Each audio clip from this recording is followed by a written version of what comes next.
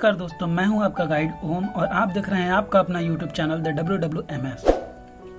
तो आज हम लोग स्टार्ट करने जा रहे हैं क्लास 11th का फिजिक्स का यूनिट 2 का चैप्टर 1 जो कि है सिस्टम ऑफ यूनिट्स। तो इसमें बेसिकली आप लोगों को पढ़ना है कि मेजरिंग प्रोसेसेस क्या क्या चीज़ होती हैं, मेजर कैसे किया जाता है किसी भी चीज़ को, किसी भी क्वांटिटी को। क्वांटिटी मेनली क्या होता है, quantity is anything that can be measured. तो जो भी चीज़ है, जो भी कोई भी चीज़ हो, ऐसा चीज़ जिसको हम मेजर कर सकें उसको बोलते हैं क्वांटिटी। इसमें आप लोगों को पढ़ना है कि मास क्या होता है, लेंथ क्या होता है, टाइम क्या होता है, मास का यूनिट क्या है जो कि केजी है, और केजी का डेफिनेशन क्या होता है, कॉन्सेप्ट ऑफ लेंथ पढ़ना है, लेंथ की यूनिट क्या होती है मीटर, और 1 मीटर का डेफिनेशन क्या होता है, स्टैंडर्ड डेफिनेशन आप लोगों को पढ़ना है, और कॉन्सेप्ट ऑफ टाइम क्या होता है और टाइम की यूनिट क्या होती है सेकंड, और 1 सेकंड की डेफिनेशंस क्या क्या होती हैं वो आपको पढ़ना है बेसिकली। तो इसमें ये सब थ्योरी टॉपिक है जो कि सिंपल है, वो सब कवर कीजिएगा। हम लोग फुल थ्योरी नहीं पढ़ेंगे, हम लोग कॉन्सेप्ट वाइज इंपॉर्टेंट टॉपिक्स केवल कवर करेंगे, और उसके बाद मेनली हम लोग का फोकस होगा न्यूमेरिकल्स पे। मेनली न्यूमेरिकल्स पे हम लोग फोकस करेंगे और न्यूमेरिकल्स हम लोग सॉल्व करेंगे। न्यूमेरिकल्स के अंदर जो जो टर्म्स आते हैं तो टर्म्स को हम लोग जानते जाएंगे। तो इस न्यूमेरिकल को सॉल्व करने के लिए आप लोगों को पता होना चाहिए बेसिक चीज जो कि मैं यहाँ पर कराऊंगा, और बाकी केवल थ्योरी है। थ्योरी आप लोग खुद पढ़ लीजिए, नहीं तो हमारा टाइम वेस्ट होगा। वीडियो में बनाऊंगा उसमें तो आपका भी टाइम वेस्ट होगा, मेरा भी टाइम वेस्ट होगा। आप थ्योरी खुद से भी कवर कर सकते हैं। तो हम क्या मेनली फोकस करेंगे न्यूमेरिकल्स प्रॉब्लम पे। और न्यूमेरिकल्स में ऐसा नहीं केवल न्यूमेरिकल्स में कराऊंगा, न्यूमेरिकल्स में भी अगर कोई कॉन्सेप्ट वाला कोई भी टॉपिक आता है तो उसको मैं पहले डिस्कस करूंगा, उसके बाद से उस न्यूमेरिकल को सॉल्व कराऊंगा।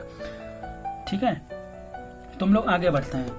तो बेसिक न्यूमेरिकल स्टार्ट करने से पहले आप लोग को बेसिक चीज पता होना चाहिए कि जैसे लेंथ का यूनिट होता है, मीटर, मास का होता है केजी, ये ऐसा यूनिट मैं बता रहा हूँ, ऐसा यूनिट वो आप पढ़ेंगे जब थ्योरी। ऐसा यूनिट क्या होता है, एफपीएस क्या होता है, एमकेएस क्या होता है, सीजीएस क्या होता है, तो आपको पता चलेगा। तो मैं ऐसा यूनिट बता रहा हूँ क्योंकि ये इंटरनेशनली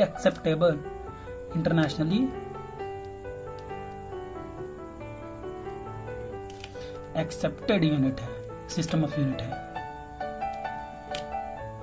ठीक है, तो लेंथ का होता है मीटर को एम से रिप्रेजेंट करते हैं। मास का होता है केजी, जिसको स्मॉल के और स्मॉल जी से रिप्रेजेंट करते हैं। और टाइम का होता है सेकेंड, जिसको स्मॉल एस से रिप्रेजेंट करते हैं। फिर आता है टेम्परेचर। ये मैं यहाँ पर ये क्वांटिटीज लिख रहा हूँ, फिजिकल क्वांटिटी है ये, और उसकी यूनिट है ये फंडामेंटल यूनिट। टेम्परेचर का होता है केल्विन, जो केल्विन को कैपिटल के से रिप्रेजेंट करते हैं। और उसके बाद क्या आता है इलेक्ट्रिक करंट। दुनिया में जितने भी फिजिकल क्वांटिटीज हैं उन सब में इन सातों, ये 7 फंडामेंटल यूनिट्स कहलाते हैं। तो इन 7 फंडामेंटल यूनिट्स के अलावा कोई दूसरे यूनिट आपको नहीं मिलेंगे। और 2 सप्लीमेंट्री यूनिट भी होते हैं, वो मैं अभी बताऊंगा आपको। वो एंगल का होता है, सप्लीमेंट्री यूनिट्स भी होते हैं। तो पहले इसको देख लेते हैं हम लोग।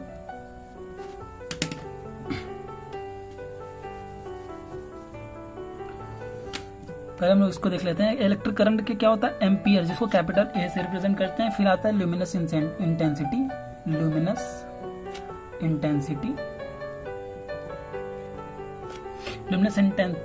का होता है कैंडेला, इसको रिप्रेजेंट करते हैं स्मॉल सी और कैपिटल स्मॉल डी। फिर उसके बाद होता है क्वांटिटी ऑफ मैटर,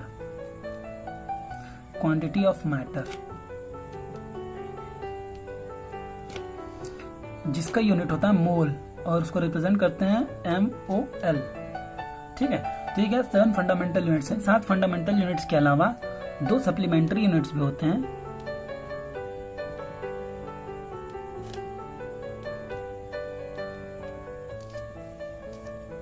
ठीक है, जो कि एंगल्स के होते हैं। तो पहला क्या होता है प्लेन एंगल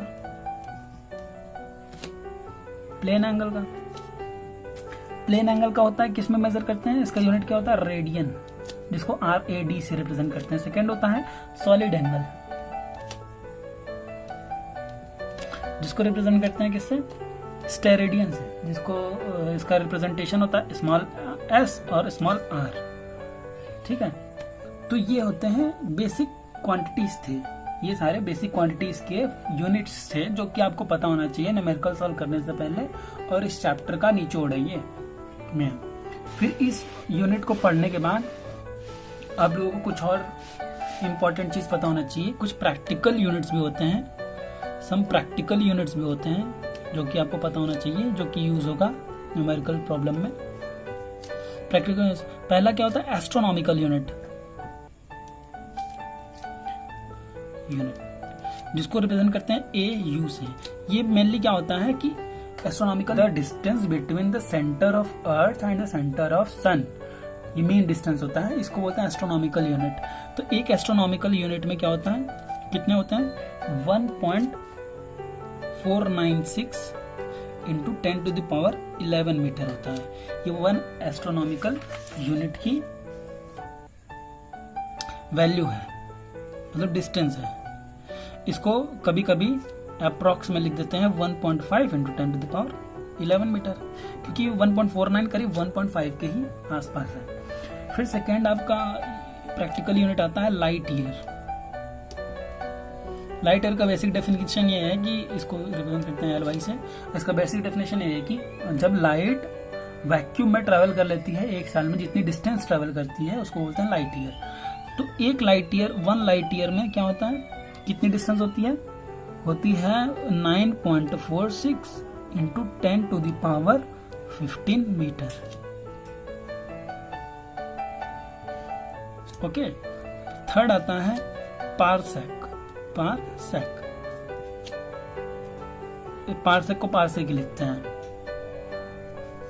पारसेक का बेसिक ये होता है कि पैरालैक्टिक सेकेंड होता है, ये पैरालैक्टिक सेकेंड इसका फुल फॉर्म होता है।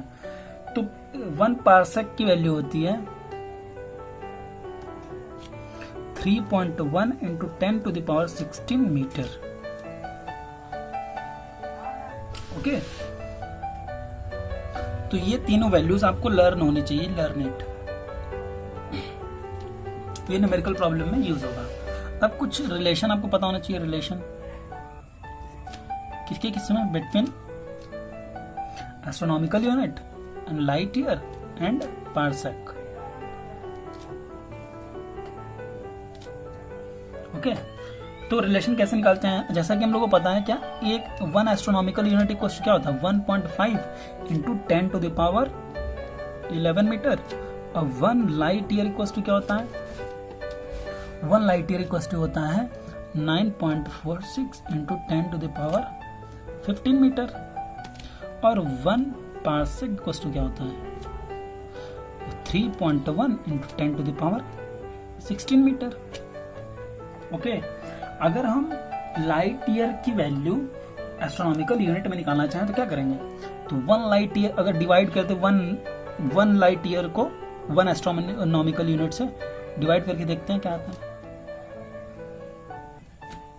इस वाले वैल्यू की इस वाले वैल्यू से डिवीजन कर देते हैं, मतलब 9.46 इंटू 10⁻15 और डिवाइड बाय 1.5 इंटू 10⁻11। इसको डिवाइड करने के बाद क्या पता चल रहा है, ये ऊपर जाएगा तो क्या 10⁻15 इंटू 10⁻11, ये तो इतना हो जाएगा, और ये तो पहले से ही था 9.46 डिवाइड बाय 1.5। ओके, तो 9.46 का 1.5 से अगर डिवीजन करेंगे तो कितना आएगा 6.3। 10⁻15 का मल्टीप्लाई अगर 10⁻11 से करते हैं तो यहाँ से क्या हो जाएगा माइनस, तो क्या हो जाएगा 10⁻4। ये 1 LY अपॉन 1 एस्ट्रोनॉमिकल यूनिट, ये इसकी वैल्यू है। तो 1 लाइट ईयर की वैल्यू क्या आ जाएगी 6.3 इंटू 10⁻4 AU। इसका मतलब ये होता है कि 1 लाइट ईयर में कितने एस्ट्रोनॉमिकल यूनिट होती हैं, 6.3 इंटू 10⁻4 एस्ट्रोनॉमिकल यूनिट होता है। सिमिलरली अगर हम वन पार्सेक में कितने लाइट ईयर होते हैं वो निकालना चाहें तो कैसे निकालेंगे? पार्सेक की वैल्यू को लाइट ईयर से डिवाइड कर देते हैं। तो 1 parsec divide by 1 light year equals to क्या? 3.1 into 10 to the power 16 divide by 9.46 into 10 to the power 15। तो इसको अगर डिवाइड करेंगे तो ये आएगी वैल्यू 3.26। आप डिवाइड करके देख लीजिएगा, यहाँ पर डिवाइड करूंगा मैं तो काफी ज्यादा लंबा वीडियो हो जाएगा, तो आप डिवाइड करके देख लीजिएगा, मुझे डायरेक्ट वैल्यू पता है। तो ये किसकी वैल्यू आई है? 1 पार्सेक अपॉन 1 लाइट ईयर की। तो 1 पार्सेक वैल्यू क्या आ जाएगी? 3.26 इंटू LY। तो इसका क्या मतलब निकल के आ रहा है कि 1 पार्सेक में कितनी लाइट ईयर होती है? 3.26 लाइट ईयर्स होते हैं। तो ये आपको पता होना चाहिए। कुछ प्रैक्टिकल यूनिट्स हैं, इनकी वैल्यू आपको डायरेक्ट लर्न होनी चाहिए, और कुछ रिलेशंस हैं, इनकी वैल्यू भी डायरेक्ट आपको लर्न होनी चाहिए। तो अगर लर्न नहीं भी है रिलेशन तो आप निकाल सकते हैं डिवाइड करके। तो अब हमारा नेक्स्ट टॉपिक है metric prefixes for power of 10। Metric prefixes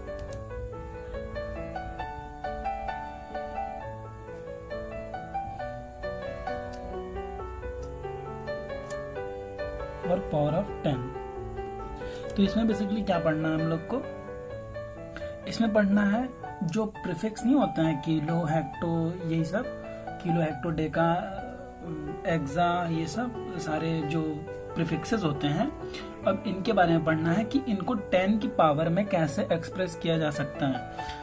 तो इसका मैं बहुत बढ़िया मेथड बताऊंगा, वही आप लोग फॉलो कीजिएगा। इसको ज्यादा याद करने की जरूरत नहीं पड़ेगी, बस एक बार अगर आप टेबल बना लेते हैं तो आपको एकदम लर्न हो जाएगा अच्छे से। तो सबसे पहले आप यहाँ पर एक बीच में बेस लाइन ड्रॉ कीजिएगा, एक बेस लाइन ड्रॉ कीजिएगा और इसको 10 टू द पावर 0 लिख दीजिएगा। और ये क्या है? एक मीटर का बेस लाइन है। मीटर को क्या है? एम से रिप्रेजेंट करते हैं। और ऊपर इसके रिप्रेजेंट होगा क्या चीज? Small quantities. स्मॉल क्वांटिटी को ऊपर रिप्रेजेंट करेंगे, ठीक है, और लार्ज क्वांटिटी को नीचे।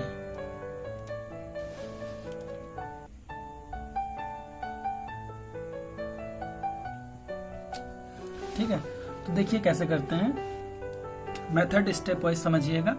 तो सबसे पहले इसके ऊपर जो आता है वो होता है डेसी। ठीक है, इसके ऊपर क्या आता है? डेसी। ठीक, तो इसका क्या होगा? 10 टू द पावर -1। इसके ऊपर जाएंगे तो पावर माइनस में बढ़ेगा और नीचे जाएंगे तो पावर पॉजिटिव में बढ़ेगा। इसको आप सिंपल लैंग्वेज में अगर सिंपल तरीके से लिखना चाहें तो 10 टू द पावर n-n ऊपर लिख सकते हैं और 10 टू द पावर +n नीचे लिख सकते हैं, जहां पर n क्या है? n is the natural number. Okay, -n के फॉर्म में ऊपर वाला जाएगा, +n के फॉर्म में नीचे वाला। तो n क्या है? Natural number. नेचुरल नंबर क्या होता है? 1 to infinite number is called natural number. जो नंबर 1 से स्टार्ट होती हो उसको बोलते हैं नेचुरल नंबर।